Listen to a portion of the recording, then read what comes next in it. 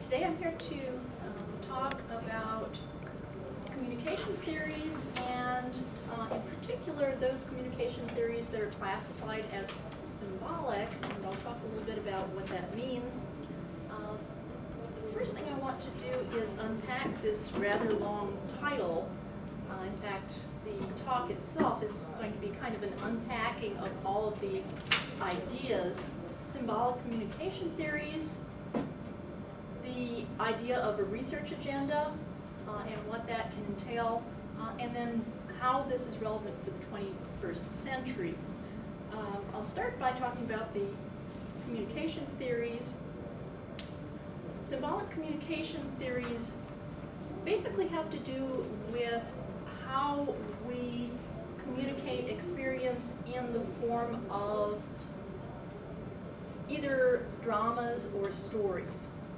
And as an example, let's look at something that was in the news lately. How many of you have seen this particular photo and or heard about the controversy surrounding it? This was a photograph that was taken in Australia and very quickly became viral as people looked at it as a very graphic representation of animal grief, animal grieving. And the story was that the male kangaroo standing there was cradling his dead mate, and she was taking one last look at her little Joey next to her. A very heartbreaking situation. Unfortunately, someone who was familiar with the habits of kangaroos debunked this interpretation and said that this was actually probably a failed mating attempt, and that the male in question may even have been responsible through a struggle for the female's death, that this was not the touching family scene that people had believed. So the stories we tell can really influence how we interpret the world. Now, context is something I'm going to be talking about a lot today. And of course, knowing the context of this kangaroo's life helps us to understand perhaps a more accurate picture of what is going on here. But context is also spread out over time. So having once thought of this family group as very anthropomorphic, we've looked at it and seen ourselves in it, seen a human face on this kangaroo, we can't unsee that. So the earlier experience of having seen this picture and heard that story is part of our experience. So part of our context in approaching the new version of this story is not simply to go back to, oh, okay, that's normal, it's what happens in nature, boy, was I silly to anthropomorphize this kangaroo. It's just a kangaroo. It does what kangaroos do. But how many people are going to say that? The instinct when we see something like this and then hear, oh no, he may have killed her trying to mate with her, is, you bastard!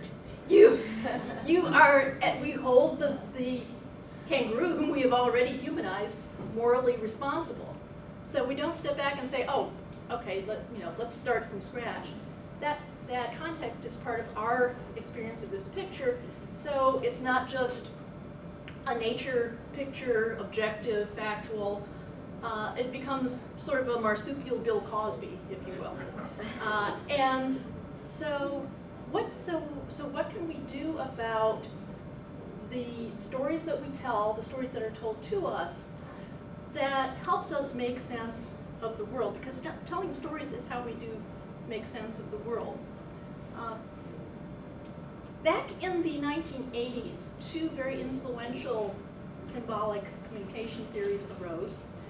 One of them from Walter Fisher, who proposed what is called the narrative paradigm theory, and one from Ernest Borman, who who proposed a similar theory called symbolic convergence. Both of them have to do with the stories people tell.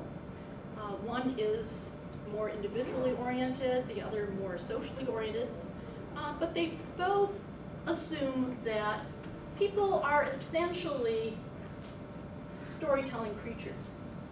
Homo sapiens is Homo narrans, the creature who tells stories. That's what we are, according to these two theories. Fisher's theory, the narrative paradigm, was a reaction to a very mechanistic view of how people are persuaded. The rational world paradigm, which he contrasted his own views with, according to Fisher, assumes that we're essentially rational beings. We base our decisions on sound arguments. That's why we study argument in rhetoric classes. Reality exists out there objectively, and our job is to discover it through logical investigation. Rationality is, in this case, the use of accurate data and logical reasoning, the things that scientists use in their day-to-day life. The narrative paradigm, on the other hand, suggests that we are more persuaded by the stories we hear than by strictly logical arguments. We're essentially storytellers. We're used to telling and listening to stories, and we base our decisions on what seem to us to be good reasons that are part of a story. Reality, in this sense, is not out there for us to find. It's socially constructed, and we create it by telling stories. Narrative rationality is a matter of the story's internal coherence. Does it hang together as a story? And its fidelity to our experience. Does it fit with our existing worldview? The other paradigm, or the other theory, symbolic convergence theory, consists of a number of different building blocks of stories that eventually spread out socially in society to reach the proportion of a rhetorical vision that is shared by a number of people. It started with the sociology of small groups, and it was observed that people in small groups would start telling stories about things that had happened to them, and other people in the group would really resonate with them, and they would latch onto it and tell a similar story of something that happened to them. And eventually these stories would chain out into a whole way of looking at the world that these people would then share, and they could use shorthand to refer to these stories that they had told, almost like in jokes. And so Ernest Borman, who came up with this theory, called these little stories or snippets of stories fantasy themes, socially shared narrations. After many of these themes emerge on related topics, they can form fantasy types, which have recurring characters, stock scenarios that keep coming up again and again in any given discourse. And then again, they can build up into larger structures that encompass entire ways of looking at the world, master analogs, he called them, and rhetorical visions. So an entire nation can have a unified rhetorical vision built up of these different fantasy types. And the method that is associated with this theory is called fantasy theme analysis. It's aimed at understanding this rhetorical vision through systematically analyzing its component parts, these themes and types. So, what have these theories been used for? Often the symbolic convergence theory is used to explain how people can come to hold beliefs that seem illogical to many of us. So, for example, one influential study looked at the discourse of hate group websites and analyzed how ideas became, how the ideas spread on such websites through the comments and so forth. Another interesting study was done recently. How many of you have seen the creepy Uncle Sam ads? It's been a while since they were on. They were YouTube videos that were trying to get people to opt out of Obamacare. And so they portrayed the government, Uncle Sam, as being extremely invasive, and right there he's putting on a glove about to conduct a proctological exam. So one of the questions was, why is it that these particular videos and not the pro-Affordable Care Act videos became popular and viral and spread throughout the internet? So another fantasy theme analysis that was recently done dealt with that. So you can see it's often the people whose ideas we can't, we as academics can't entirely relate to, that we scratch our heads and say, where did they get these ideas and why did they spread so readily? My own fantasy theme that I did a couple of, I think it's been 2 years now, involved the anti-vaccination community.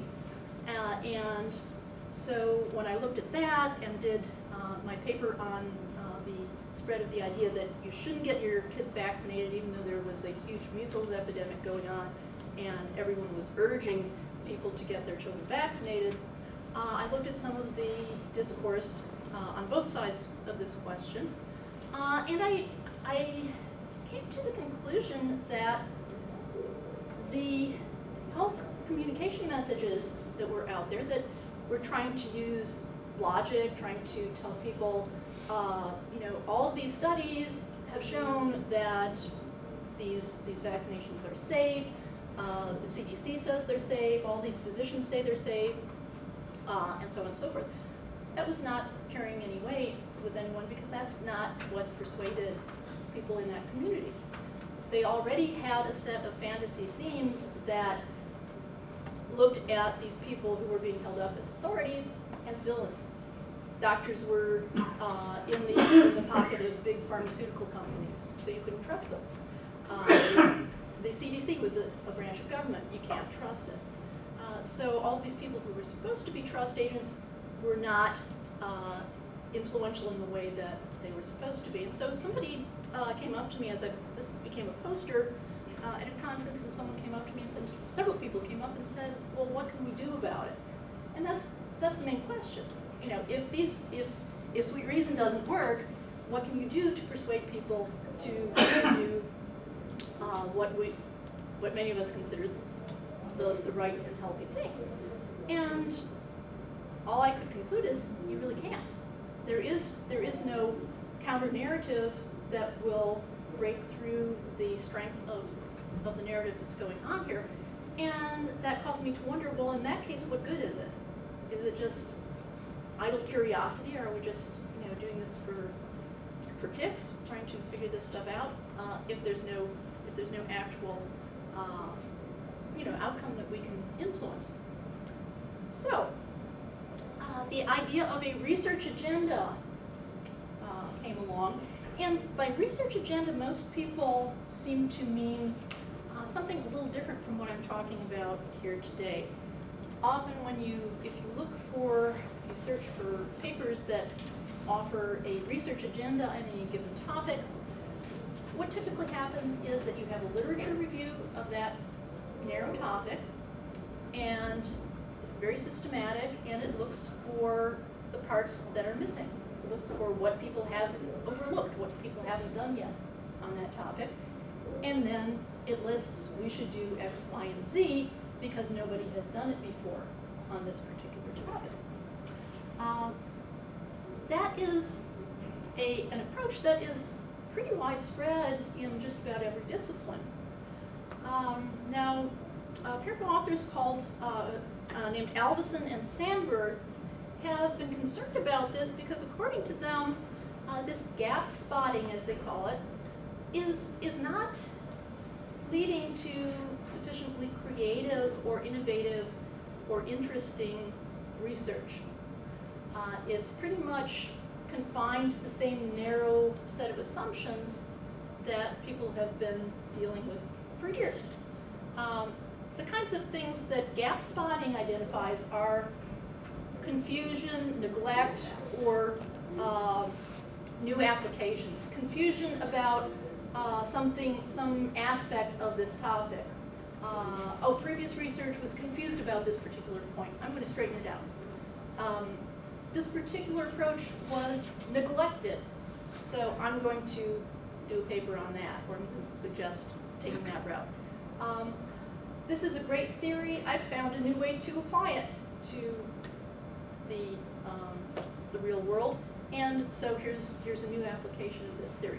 And all those are great things and necessary in any field, but the truly innovative research comes when you start problematizing, according to Alvis and Sander, you start problematizing some of the assumptions that underlie that existing literature.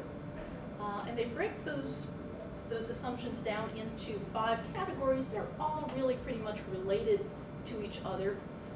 In-house assumptions are assumptions that go along with a given theory. So if you are someone who subscribes to a particular theory of communication, of history, of political science, whatever, then that theory comes with its own set of assumptions. And to not question those assumptions is simply to keep rolling along in that same theory.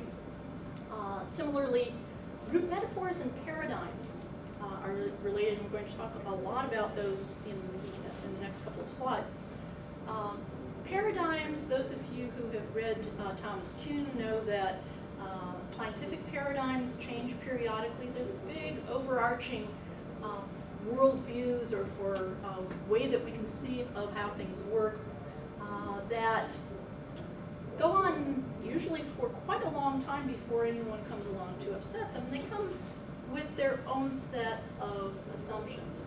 And those assumptions are often reflected in what Stephen Pepper in the 1940s, in a very underused study, calls root metaphors.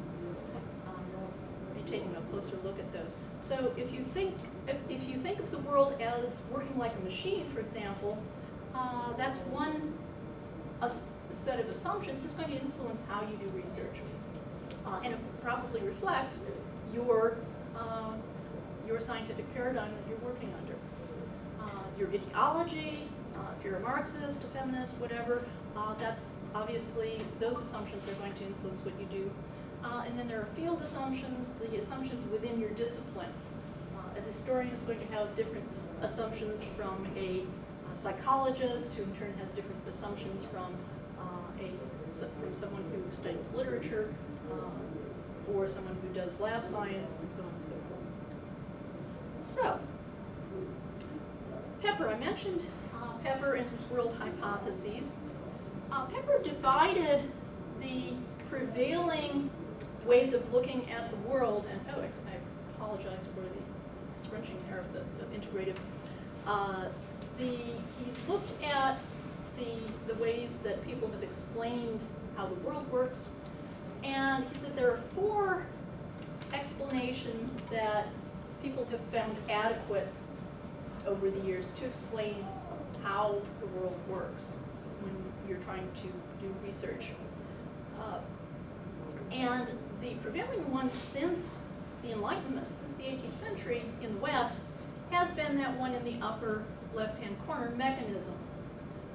The world is a machine, and everything works very nicely together, and our job is to find out what that way of working is.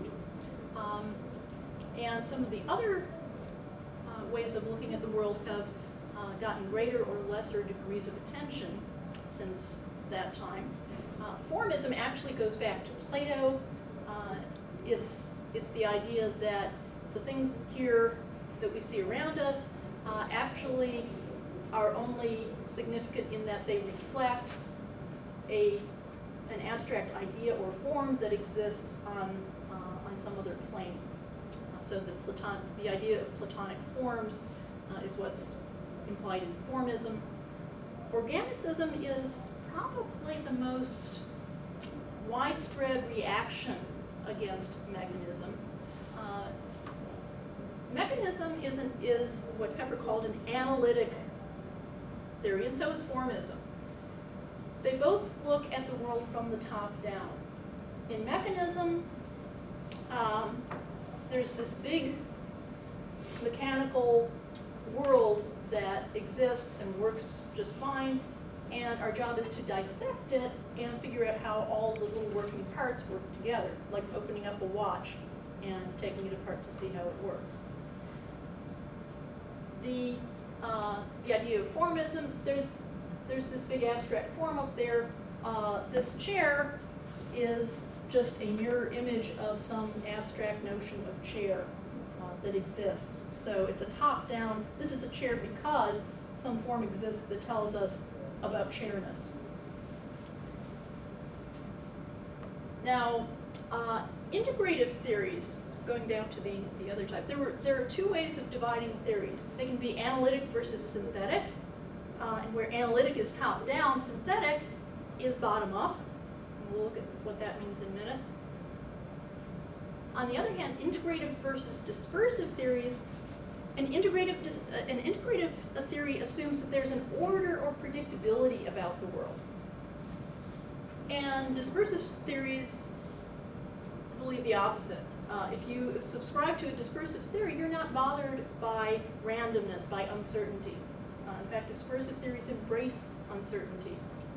They don't look for order or predictability, and it doesn't bother them when the parts of the world collide with each other in random ways.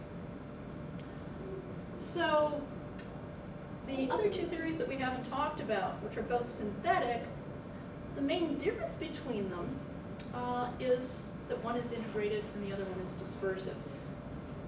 Organicism is a synthetic theory. It looks at things from the bottom up. It looks for patterns. It builds up the big picture.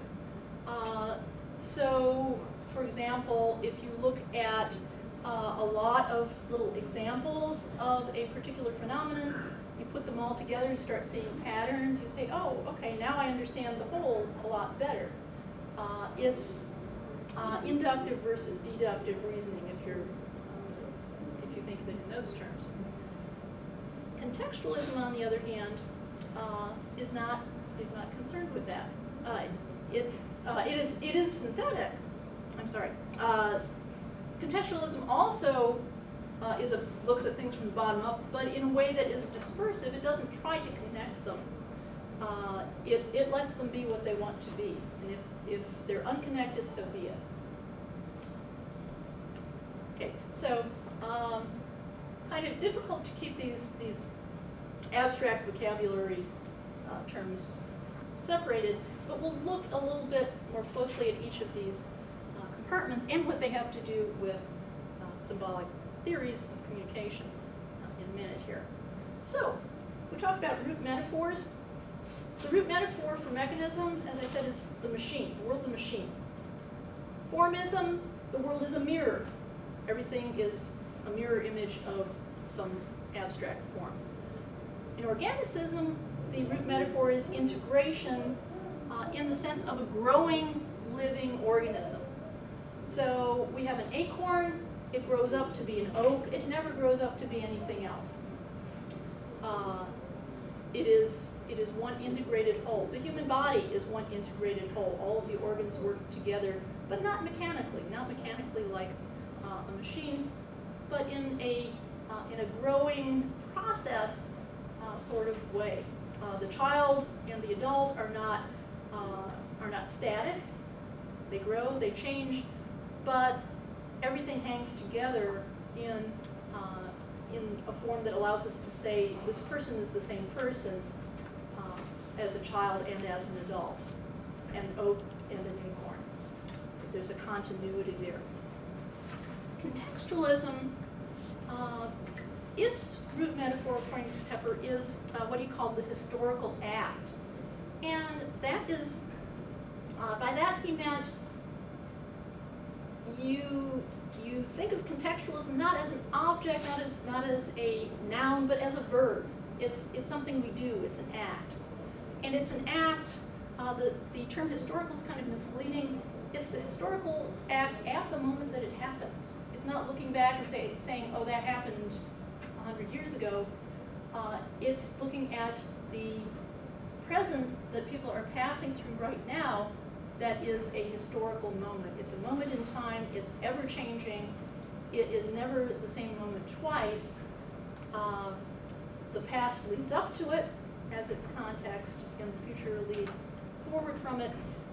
But contextualism looks at the space around that present moment and the time leading up to and leading away from it. So there are actually two types of context, spatial and temporal, that you need to take into account. Like the kangaroo, the temporal context of that was our experience with this idea that there was grieving going on.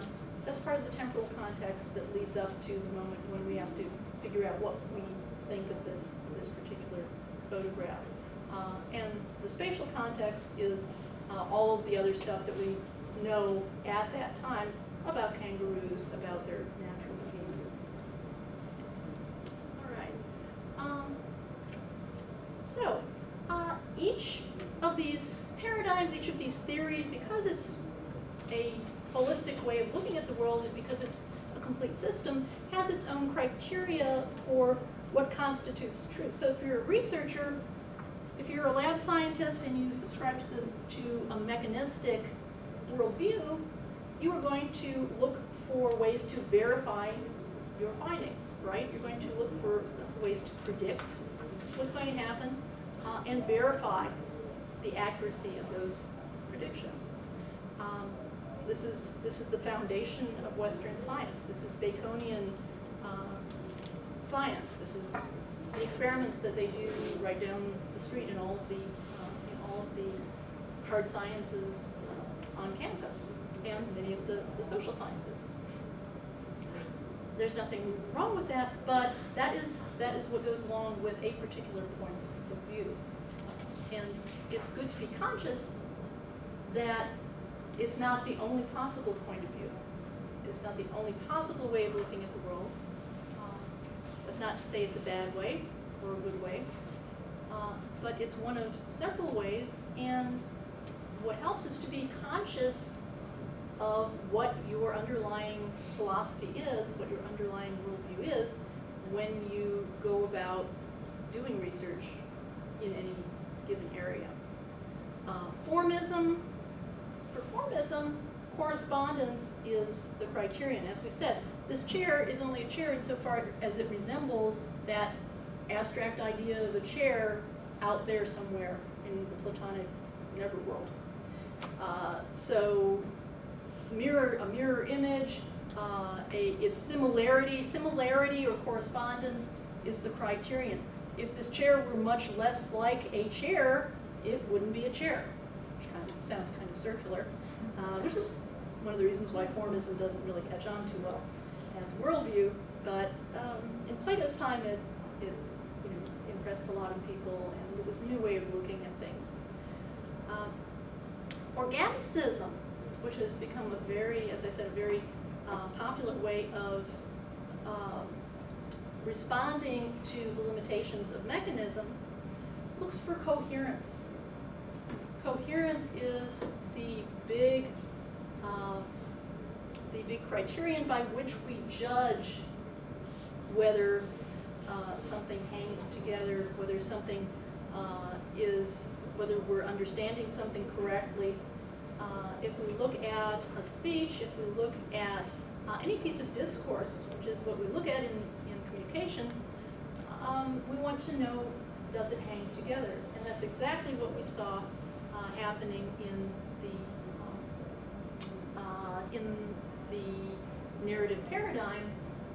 Stories are supposed to hang together. That's what stories do. If they don't, then they're not very good stories, or at least that's the theory. Contextualism doesn't care about any of that.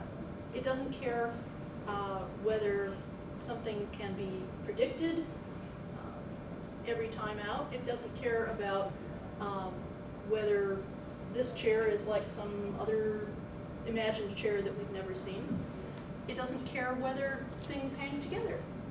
It cares, it's very pragmatic, and pragmatism is the philosophy that's most closely associated with contextualism.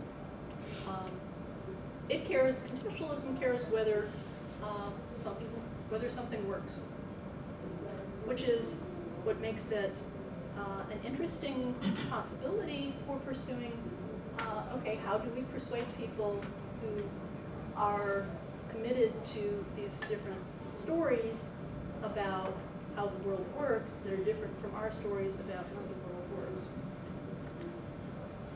Okay, so contextualism, the truth criterion is successful working.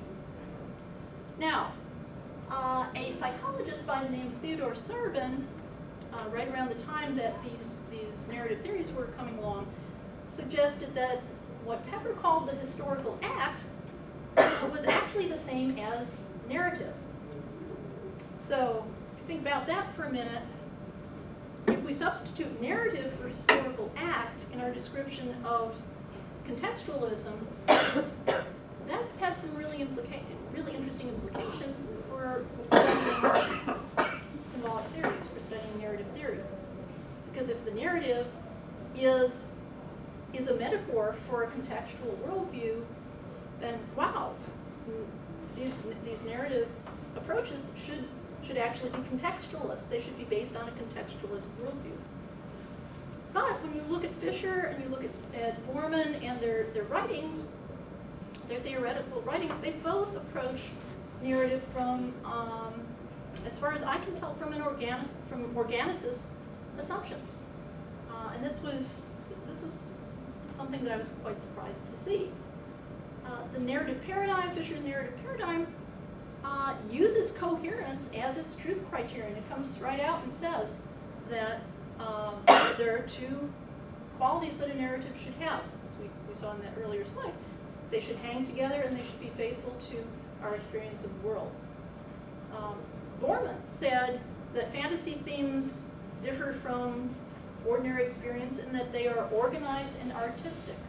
Somebody puts them together consciously in an organized way, or sometimes unconsciously, but they end up being organized and artistic in the sense that they're elegant and strike us as having aesthetic properties. Moreover, rhetorical visions, those big overarching ideas of how the world works, are built up from smaller units in fantasy theme analysis. Fantasy themes, fantasy types, they're built from the ground up, and all of those types and themes have to hang together into one coherent whole that forms a coherent rhetorical vision. So it's a very organicist approach, even though it could be otherwise. So that is what I see as the problem with these theories. And the solution, I suggest, is a more contextualist approach to narrative. A time problem.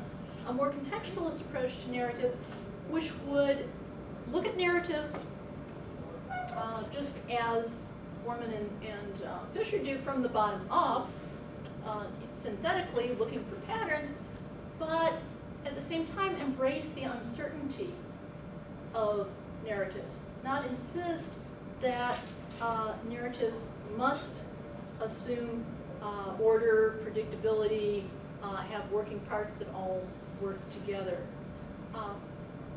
The other thing we should do to take a contextualist approach to narrative is to pay attention to the act in context. So what is going on at the same time at any given point in the narrative? What led up to it? What is leading away from it? Look at the context, not in the sense that it has to add up to one particular thing, but look at it in all its variety, in all its multifarious diversity. And then finally, as the truth criterion, seriously consider the criterion of successful working. Is this something that works, of taking a practical rather than a purely theoretical approach to it? What does this mean for the 21st century, and why is the 21st century the right time to start thinking about maybe questioning the underlying philosophical assumptions of these narrative theories and perhaps replacing them with a more contextual approach? Or as one of my media heroes put it, the 21st century is when everything changes and you've got to be ready. Change is the essence of both organicism and contextualism. And contextualism, I would argue, is even more capable of dealing with change than the alternative, because it does not impose this requirement that change be orderly, that change take a particular form. It's open to any kind of change you throw at it. So the particular challenges that we face in the 21st century are spatial context and temporal context. Narrating the very large, that's hard for us to get our heads around, and the very small, that's equally hard for us to get our heads around. And also looking at the temporal context, narrating rapid change and novelty that has become endemic with every passing decade. We hear about how change has become more rapid, and so on and so forth. That being the case, we need a theory that deals with both rapid change and with both infinitely large and infinitely small scale of spatial context. For example, big data. Just to give some concrete examples, big data is a field where we are often told that we should let the data tell a story, or sometimes make the data tell a story. What are the implications of that? What are the implications of either making or letting, two very different ways of looking at it? Data, which many people think of as value neutral, it's just stuff out there. What are the implications of turning it into a story? And who gets to tell the story? And what kinds of stories are going to make sense to people who consume those stories? How do we deal with volumes of data that no one is ever going to be able to thoroughly understand or convert into narratives? How do we pick and choose? And who gets to pick and choose?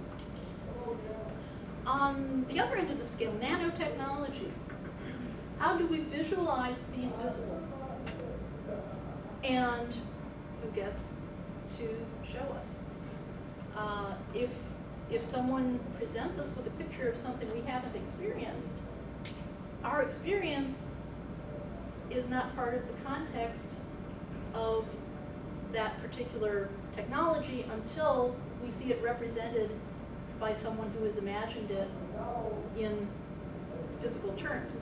So if we see this picture of nanoparticles arranged in a particular way, we can easily imagine that that's what they really look like.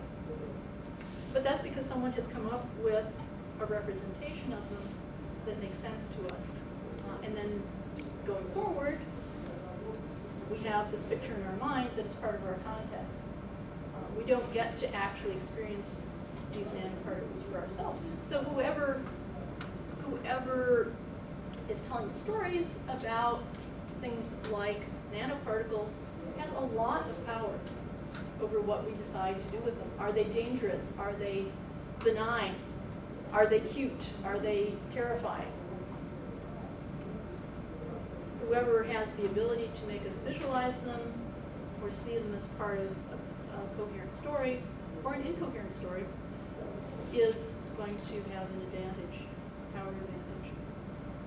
And then finally, in terms of time, hyperturbulence. Hyperturbulence is a term that simply means things are in such a state of flux that they never really settle down. Everything is constantly changing at a very rapid pace. And so we don't have the luxury of sitting down and telling a story and having the reassurance that it's going to be the same story by the time we get to the end of it. Even as we start speaking and telling a story, by the time we're finishing the story, things have changed. It's like Heraclitus not being able to step in the same street twice. So the changing of the world around us in time is also an issue that I think a contextual worldview is more better prepared to deal with and explain than are some of the other ways of looking at the world that we're currently embracing. Okay, that is my talk for today. Thank you for your time. And I don't know how much time I have left. You have 15 minutes. 15 minutes, okay. I know that was a lot of material and some of it was very abstract. Does anybody have questions? Yes. Sarah. Thank you. It was a very interesting talk, and it was very coherent, so it helped me thank you. sort of frame it. From an organicist point of view, I think. One of the pieces, and it might have been in there, but I might have missed it. I really, you talk about these four different perspectives or paradigms: mechanism, formism, organicism, and contextualism. And you informally gave us the sort of intellectual backdrop for that. So the Western science we know comes out of the Enlightenment. You mentioned Plato, formism, and pragmatic philosophy behind contextualism, but I missed it for the organicism, and I was wondering. So I wanted to fill in that blank on my little map here. And then at the very end, you started talking about power. And I think that I wanted another box in your chart that dealt with power and telling me how each of these, and I know some of them, but it seems to be a really important part of storytelling. Yeah. And so I wanted a little bit more about how that gets dealt with, especially in the last box that you're advocating for, because I think that there's some controversy around how that's dealt with. Yeah, and that's something that I need to think about myself, how power comes into play with these various worldviews, because obviously some of them allow individual people more scope than others. So that's something I'm glad you brought up, and I will need to take that into consideration as well. I don't have a set answer for you on that, but it certainly bears looking into. As far as organicism is kind of a post-positivist philosophy. It arose in reaction to the positivism of the mechanistic worldview.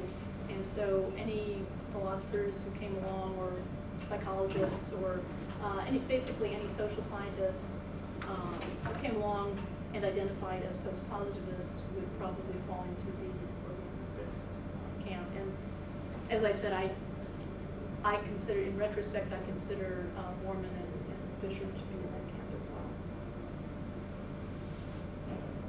Yes? Thank you very much. You start talking about logic, and in reality we don't really use logic that much for our decision making. According to Fisher and to Borman. Is the mechanistic view logical based? Yes, it is. Yeah. Is that the only one of them, or all of them use a certain amount of logic? Well, formism is originated with Plato, and Aristotle to a certain extent was a formist. So those are pretty much logically based as well. Things need to resemble an abstract form rather than looking around and saying, well, things just kind of happen, and we'll make up a story about it.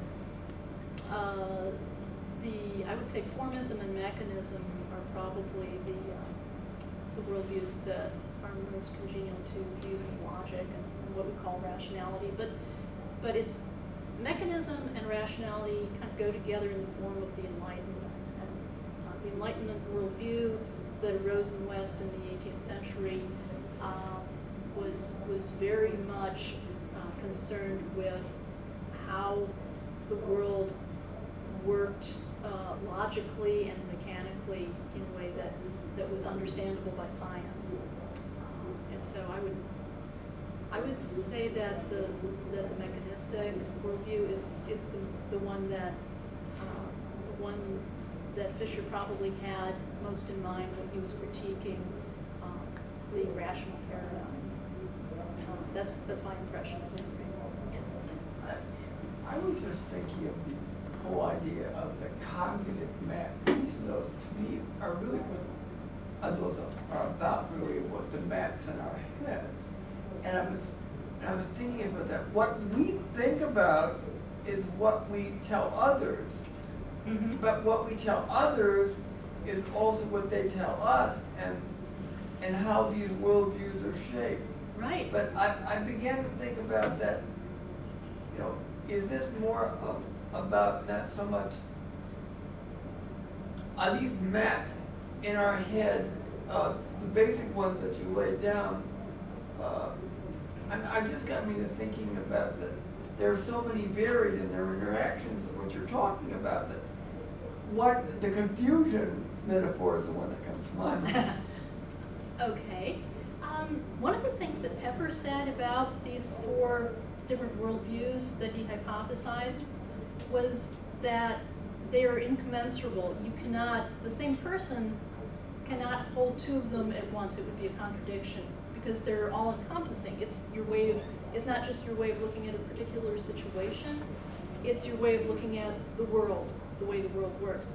And you can't have 2 contradictory conceptions at the same time of how the world works. You can move from one to the other. People who were trained as mechanists, for example, Sarvan, the psychologist that I mentioned, was trained in a very mechanistic way of looking at psychology as a science.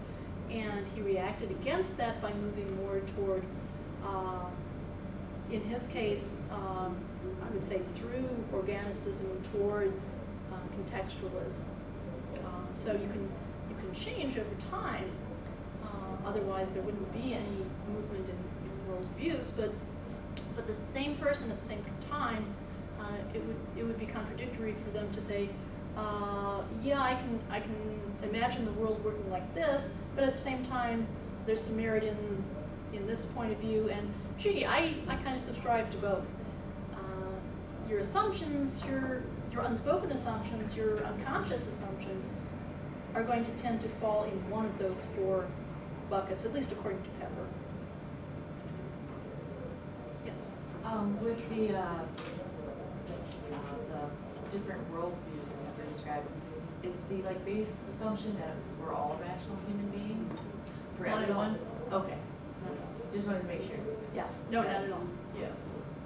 Unless you redefine rationality, which some people have been attempting to do, and say that rationality is not just what the Enlightenment says it is. It's not just this subscribing to logical argument as proposed by people in Western civilization who figured out that this is how we persuade people.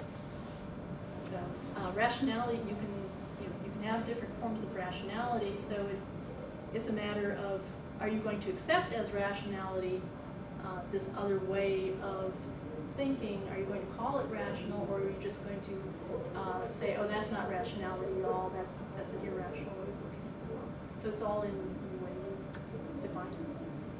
So. I come to my undergraduate, I tried physics, and if the paradigm shift, you mentioned marketing or politics or in any type field, will that change? It's also assuming people use all 4 types of different periods. People have mechanistic and organic and contextual views at different times, but a paradigm shift would actually affect all four ways of looking at things. Yeah, Kuhn and Pepper, I think had slightly different ideas in mind when they talked about paradigms. Kuhn was writing about 'cause scientific. Kuhn was writing about one specific field, scientific endeavors, and what counted as real science for people who identified themselves as scientists. In the humanities, there could be simultaneously existing a completely different paradigm for what constitutes real scholarship. In fact, there is in different fields, and that's one of the things that Albison and Sandberg would call a field assumption. The paradigm that is taken as normal in a particular field might not be the same paradigm that someone else uses. In the English department, people are not expected to conduct replicable experiments and create falsifiable hypotheses and so forth. That's just not how it's done. You don't have to answer this, but you stated earlier about like the anti-vaxxers and that, and how there's like, you can't change how they think, but do you have any like recommendations as like a PR person or something, having to apply these theories in a real world context? Like, I have family members that are anti-vaxxers, and I've tried to work with them, and they don't believe, they feel that they're the doctors and the pharmaceutical companies, everything you're saying is like spot on. Yeah. Wanted to see if you had any like ideas on that matter. Well, the first step is to figure out what doesn't work, and I think we're getting to the point where that is just through experience that's becoming apparent, but also when you look at the kinds of fantasy themes that do appeal to people who believe you shouldn't vaccinate your kids, it becomes apparent why the things that have been tried are not working. What to do instead is a question that remains to be answered, I think. And one of the possibilities is that just as the context of a person's experience is very important to the kinds of sense they make about things, individual people's experience will influence the extent to which they're willing to commit themselves to these ideas. So it's going to be very hard to deal with it as a public health issue on a grand scale if there's that much variation in the specific context of each person's beliefs. So the short answer is I don't have an answer, and that's one of the things. Yeah. That's one of the reasons why I think that we need to look at context more, and that may yield some interesting results. Hopefully, results that meet the criterion of being practical, getting something done. And you, on the other hand, when you look at some of the arguments, and I've looked at them, when you look at some of the arguments from the pro-vaccine side, a lot of them seem just as illogical from the perspective of, if you looked at both of them, sometimes you really wouldn't be able to tell who was arguing out of a lack of scientific knowledge and a reverence for the really good story, because there are stories that come out of both sides. There are appeals to science that come out of both sides. It's just different science and different stories. At the beginning, that's why I was giving your narration, so that people have the narrative. The priests, the religious figures are the good guys. The scientists, the atheists are the bad guys. Mm-hmm. And that's going to affect how they look at it. Or the opposite, Right. the religious figures are the bad guys, the scientists are the good guys. Right, and that very dichotomy, the idea that you can't be both and that one is a villain and one is a hero. But in the paradigm shift, actually it's not a us and them, there's deeply religious people on both sides of the issue. Right. So the paradigm shift, however the person is using to justifying that holds no longer valid, is done through reason, right? But at some point logic is, actually some of those people who support vaccines are also deeply religious, or the environmentalism is slowly changing by. Yeah, and there's a whole range of different good reasons, from either apparently logical arguments or from stories that cause people to take the actions that they do or don't take. So it's not all religious objections. It's not all the objection of autism. It's not any one thing. It's a collection of ideas that have somehow clustered together, and people in the community tend to subscribe to a number of these different ideas at the same time, and hold them in their minds simultaneously. But That's what spin refers to. In politics, when the spin on the issue is a narrative shift. that's one way of putting it. Yeah. And there really doesn't exist a lack of spin. There is no such thing as a lack of spin. Spin exists whether we realize it or not, because we all have our own particular points of view, and anyone who tells a story is telling it with their own particular spin, or with the spin of whoever told it to them and they accept it. There is no such thing as absolute neutrality.